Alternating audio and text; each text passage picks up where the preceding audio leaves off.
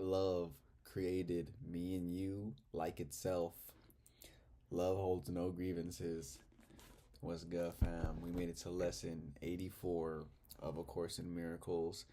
Today's a very powerful lesson, so if you got the book, you already know where to go. If you don't got the book yet, the PDF is in the description. And let's go ahead and dive straight into this powerful lesson. Lesson 84. These are the ideas for today's review.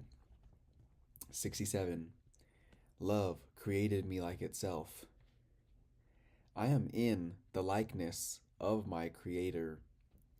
I cannot suffer, I cannot experience loss, and I cannot die. I am not a body. I would recognize my reality today. I will worship no idols, nor raise my own self-concept to replace my self with the capital S. I would recognize my reality today. I will worship no idols, nor raise my own self-concept to replace who I really am. I am in the likeness of my Creator. Love created me like itself.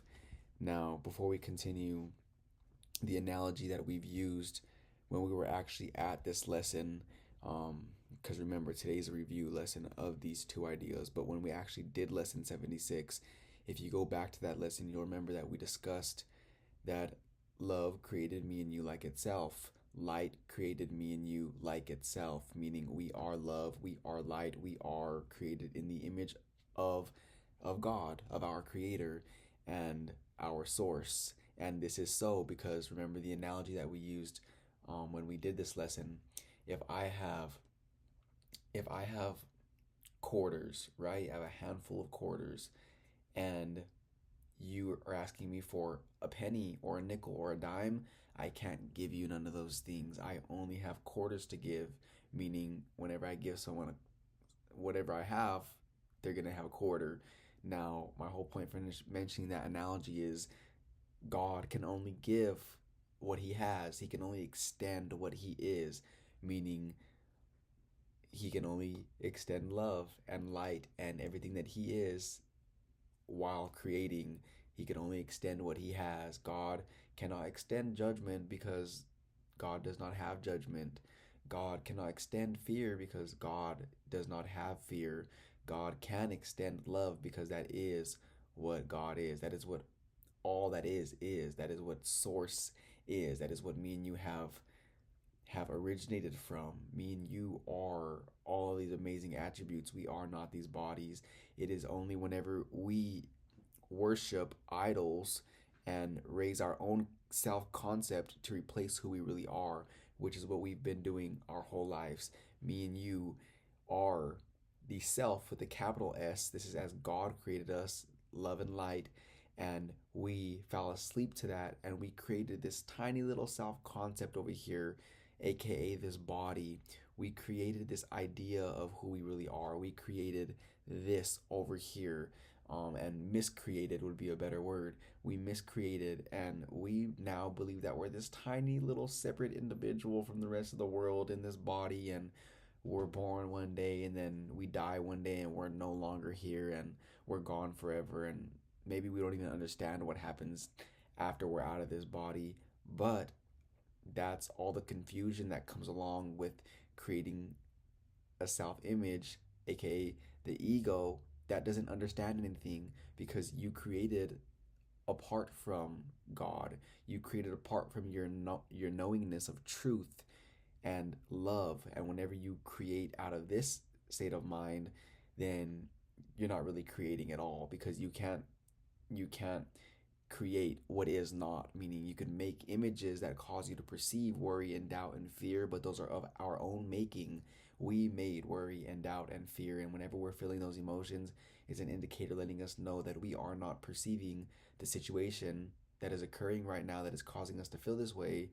We're not perceiving it as it really is. We are not seeing this situation for what it is right now. We We are judging everything that we see. We are judging everyone that we see from this tiny little self concept we made, and it's causing us to perceive a worried, doubt, and fearful world.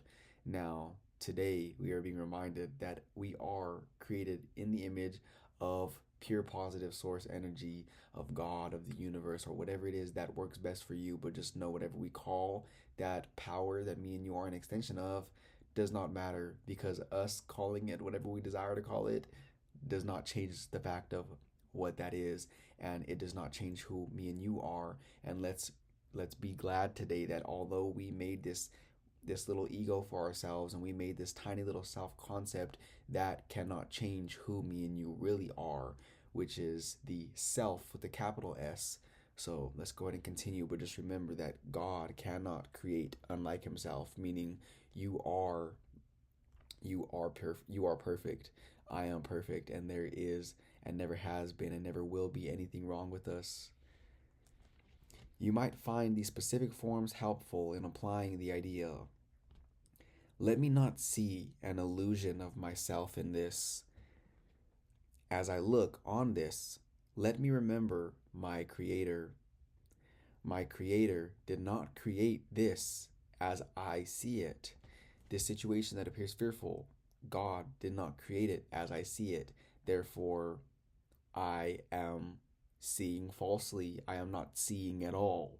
I am perceiving an image that I have made to cover up this creation of God. Meaning, remember the analogy with the tape projector. Me and you are the light, and we're shining 24/7, and the light is shining on the film. Now, we have made fearful film, so the light's shining on the film, and we're only seeing the projection out there of the guilt, the jealousy, the envy. But whenever we remove the film completely and we allow the pure light to shine on the world, then we will see it as our Creator created it. We will see it as it really is. So let's just keep that in mind, because whenever we see with knowledge and truth and love, then we can definitely first of all call that seeing, because we are perceiving correctly. We are seeing everything as it really is, which is as God created it to be. And this is powerful, because whenever you have true perception and true vision, then there's nothing to fear. There is nothing to fear. 68. Love holds no grievances. Grievances are completely alien to love. Grievances attack love and keep its light obscure. If I hold grievances, I am attacking love, and therefore attacking myself with a capital S. That's powerful. One more time. If I hold grievances, I am attacking love and therefore attacking who I really am. So me and you holding on to grudges on what people have done to us in the past and not forgiving them is literally attacking who we really are. We're attacking ourselves. And I'm sure me and you have gotten the hang of this um, as a result of our time together. But now let's think of people that we really love and care for. Or we could look at anyone in the world for that matter. They're looking at you, and they haven't forgiven you. They haven't, and again, they don't have to come up to you in your face and tell you they forgive you, but in their mind they still hold grievances against you. They only see, their mind is preoccupied with past thoughts of you, and they only see the things that you've done wrong, or they're judging you, or you're not good enough, or they're thinking all these fearful, worry, doubt, angry, annoying thoughts about you, and that's only attacking who they really are, because they haven't let you free. They haven't let themselves free by forgiving you. Now, it's good to see it from both perspectives, because although me and you know that we're doing our internal work to forgive those who we perceive to have done us wrong, we understand that it was all our own projections we projected on love and light. Because if we were in our pure perception and in our natural state of being, they can't do anything to push our buttons and trigger us. So therefore, me and you understand that it is ourselves who we really need to forgive for projecting that that worry, doubt, and fear on that person that caused us to perceive them in a way that they are not. We perceived falsely. And me and you have done our work. We have forgiven those individuals. And now we are pure again. We are whole and we are in love and we are in light. Now, that individual over there may have not forgiven you yet, and that's only hurting themselves because, again, any fearful thought is an attack upon yourself. So it doesn't matter if their fearful thoughts are directed towards you, towards themselves, or towards something outside of them. Any fearful thought being projected from the source only hurts the source, meaning you having a fearful thought in any form that it may take is only hurting you. Me having any fearful thought, worry, doubt, or attack or anger, even if it appears like I'm angry at that person, it's only hurting me because I'm the source of that anger. So although it appears like I'm getting the anger out at them, it's still originating from me, and anything and everything that we put forth must come back to us. That is just how the universe works. So every single thought we think, we have to be very diligent about. We have to be very aware of the thoughts that we're thinking because they are going to come back. There is no way that they cannot. Every single thought must return to its source, just like how me and you are a thought of God, and we are going to return to God. Me and you are created in the likeness and image of our Creator, and we also create the same way. Now, whenever we miscreate, we think thoughts that are worried out and fearful and project them outward, and they must come back to their source. Meaning, it is very crucial that we only think loving thoughts, any form that love may take, because you are actually thinking. Because when you're thinking with love, you can consider that thinking. When you're not thinking with love, you're not thinking at all. You are simply hallucinating and seeing fear, which does not exist. So let's keep this in mind today. Myself, the capital S, who I really am, thus becomes alien to me. I am determined not to attack myself today. I am determined not to attack who I really am today, so that I can remember who I am. These specific forms for applying this idea would be helpful. This is no justification for denying myself. This situation that's occurring right now, that somebody did something to me and I'm getting mad and angry or worried, or something's happening out there that appears to be making me feel anything other than love, is no justification for denying myself. I will not use this to attack love.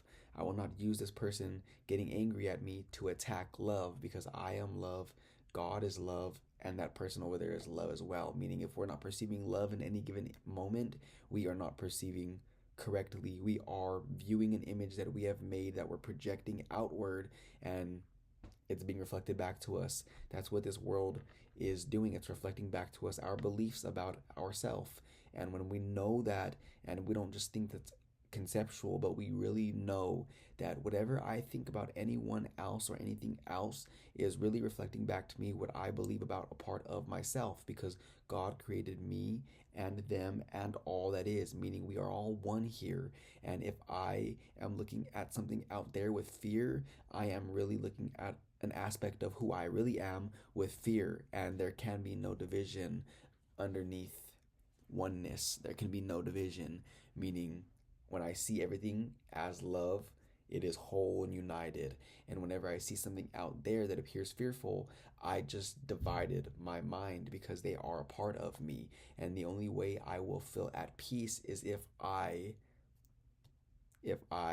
forgive them and let them free and let myself free, and harmonize the situation, because you are your salvation. No one can do this for you because you made illusions that you're scared of.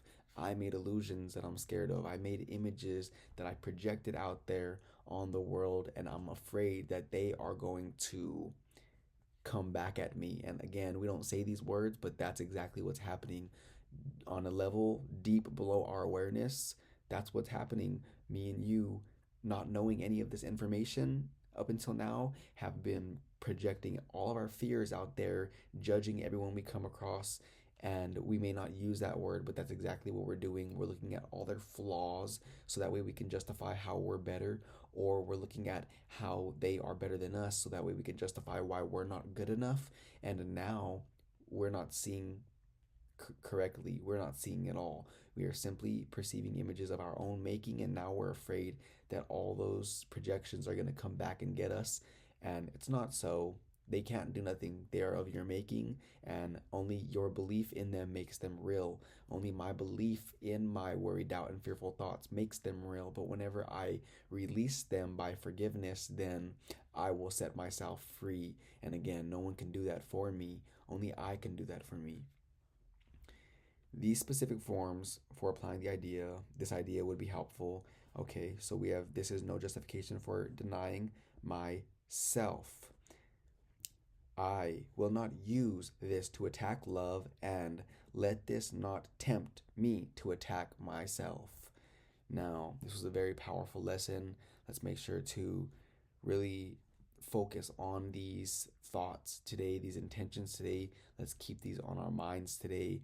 And just trust me, me and you are closer than we think to being in this state of mind forevermore. This state of mind is on autopilot. We're almost there. We are here right now. And the more we practice this information, the more frequently we repeat these ideas in our minds. Every single time we repeat these ideas in our mind, they replace those worry, doubt, and fearful thoughts. And soon there will be nothing else to replace because our mind will be restored to its natural state of being. So until tomorrow, me and you will meet here again for lesson 85 of A Course in Miracles.